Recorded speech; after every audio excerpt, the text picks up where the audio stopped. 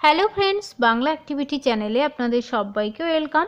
দুর্নীতিকাণ্ডে বিরাট খবর, ওএমআর না থাকলেও পুরো নিয়োগ প্রক্রিয়া পুনরায় মূল্যায়ন করতে হতে পারে এসএসসির। চলুন এ বিষয়ে আমরা বিস্তারিত জেনে নিই।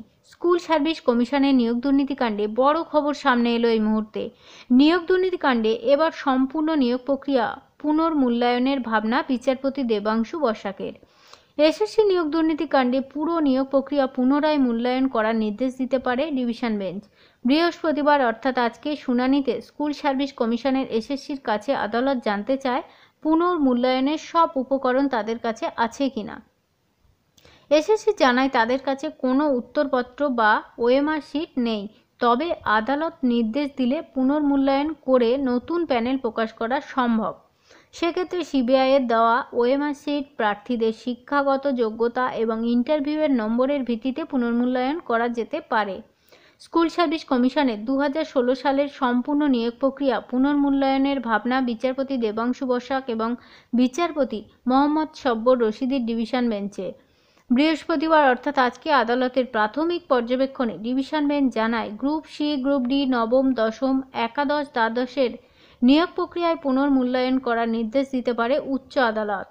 এসএসসির উদ্দেশ্যে বিচারপতি বসাক প্রশ্ন করেন, সিবিআইয়ের দেওয়া ওএমআর শিটের উপর কি আপনারা আস্থা বা বিশ্বাস রাখছে?